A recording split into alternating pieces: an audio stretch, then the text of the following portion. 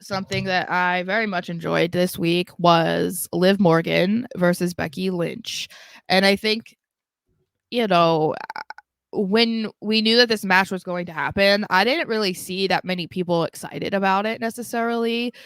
I don't, no one was really saying it was going to be a good match or if it was going to be a bad match or anything. So I don't know that there was really any expectations about how it would be, but I think they absolutely killed it and they gave us almost like a pay-per-view quality match on Raw.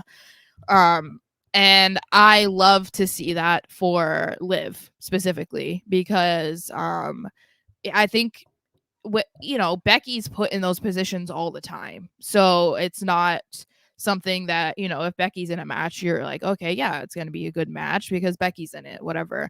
But with Liv, she kind of has had like a weird past year. Basically, I would say even more so, it's been weird since she dropped the women's title after winning Money in the Bank. It was like it's just been Mhm. very weird for her. And then of course she got injured multiple times and missed a lot of time. Um, so I was really happy for her to have such a good match, and I think it had 2 or 3 commercial breaks, so they gave these Oh, girls they got time, time.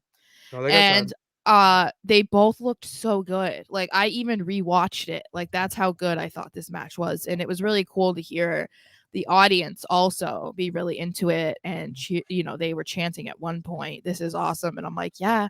It was just brilliant. There was just like so many good things, like when Liv slid out of the ring before Becky could pin her, and then later in the match Becky did it, and it's like some of the stuff they were doing on the ring apron. I was like, "Queens." Queens. So I was happy that Liv was definitely taking advantage of the moment, because Becky didn't need it. Becky already has her match at Mania, Mhm. whatever. And so Liv is still trying to find her place on the Mania card. And I'm like, she killed it. Like She did. she put the doubters to shame in that match. No, she did. That was one of my favorite Liv Morgan matches I've seen in quite some time. Mm-hmm. The springboard code breaker. It's showing that she's trying to expand her arsenal and Yeah. do more cool things that, really get the crowd out of their seat. To me, what this match did, it did two things. One, obviously with Liv, like it makes you want to see Liv on the Mania card. It makes you want, um, you know, it makes you want to see her on the Mania card in some capacity, and that's all Mm-hmm. you want if you're Liv Morgan. With two, it helps Becky Mm-hmm. because it's this road to mommy, it feels like, needs to be something that is not just, kicking over jobber after jobber. It needs to be wrapping up loose ends before you get to the final boss. Like you lost to Nia Jax. Okay, nice to, and you ran in her match, and that caused Liv Morgan. So then Liv Morgan became an obstacle to Nia Jax, who's the actual obstacle. You got over that one. Now you're going to Nia Jax in a last woman standing match. Boom. That is the telltale sign for any wrestling fan, any, you know, um, last woman man standing. She's going to end it there and we'll probably move on.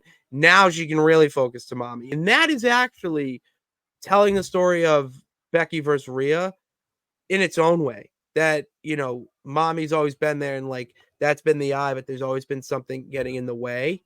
And Mm-hmm. that's more of telling of their story, even with last year's horrendous way of doing Charlotte Rhea. This is even a step above that because you actually have Becky fighting for something, not just two people fighting because they're supposed to be.